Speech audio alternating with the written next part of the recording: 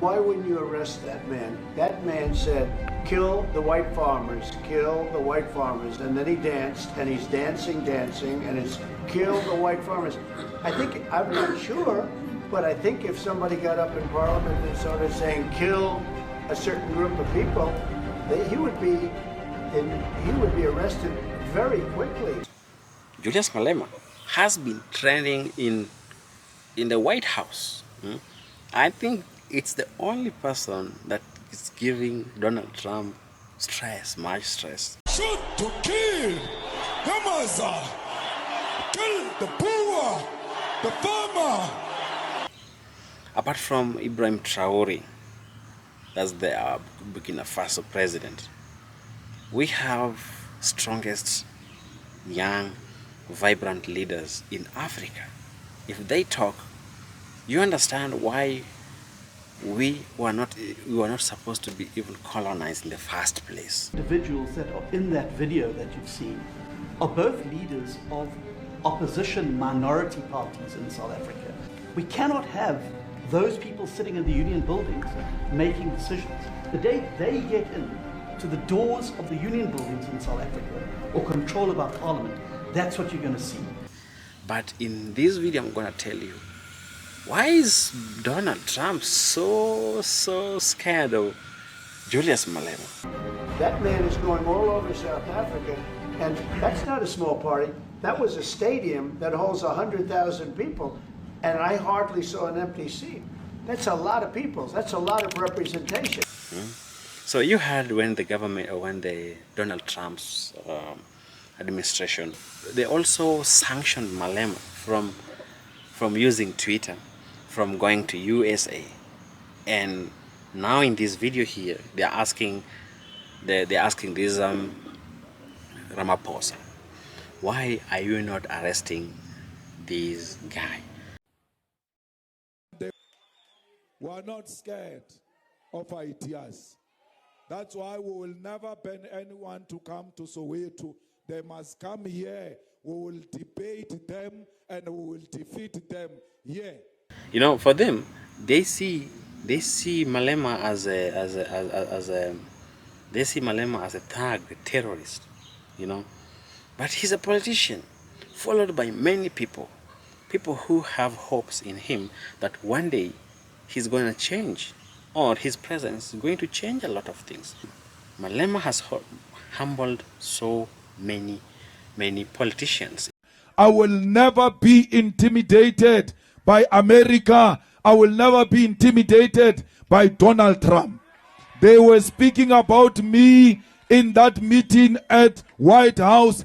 If they were not gossiping about me, they should have called me into that meeting. I would have answered everything that Donald Trump wanted. In South Africa. And he has done a lot of things that each and every people emulate. Young people growing up, they know that there's something that was taken from them. And this brings in the apartheid policy during the colonization of South Africa. It was colonized by white British, and in the process, they really suffered. The kidney has a very special place in the heart. If you watch or if you listen to Lucky Dube's music, you will really feel that loneliness or that pain of the apartheid policy. White for the white and black for the black, you understand? School for the black and school for the white. Hospital for the black, hospital for the white. Everything was segregated, was separated. If you are found in the white neighborhood or white street, then you will be dead. You understand how that thing was. Someone comes from nowhere and they take your land. They start working on it.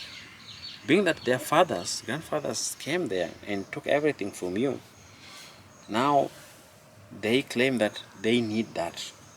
And that is what Malema is fighting for. He's saying that they'll take back their lands because it was taken from them. And there's no compensation. No one is going to tell me what to do at what time. I'm in charge. That's why these fools are running around here. I'm in charge. On a point of order, I Chair. give Order, us Chairperson. Point of order, Chairperson.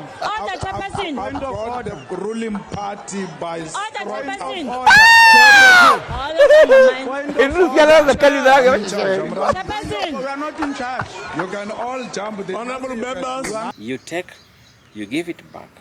Why do you want to compensate someone who took something from you, in the sense that you have nothing to work on?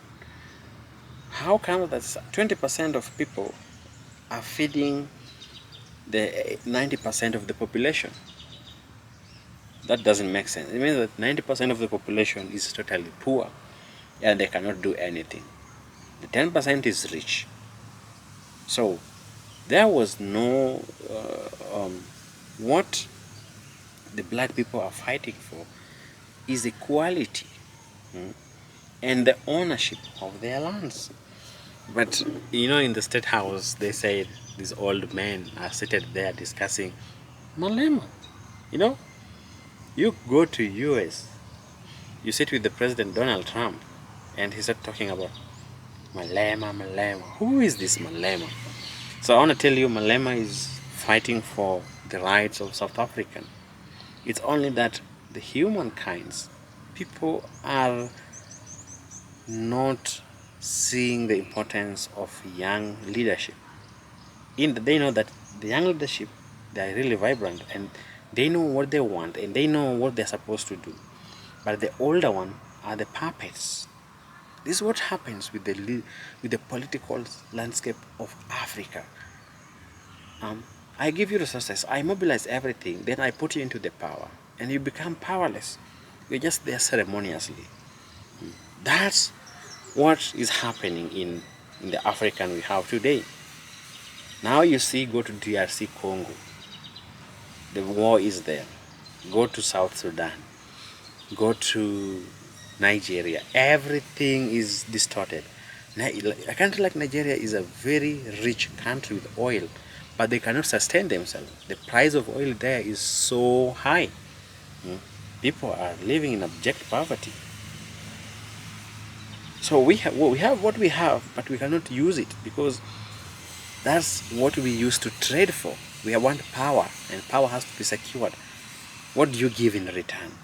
I'm helping you do this, but I'm gonna get something in return. That's what killing the growth and development in African countries. So if you agree with me, leave a comment in the section there, in the comment section, and we're gonna chat more. Thanks for watching. It's always me and you, because as I make the video, you're gonna watch it, and that's my motivation. Thanks for watching, and it's Louis Talks.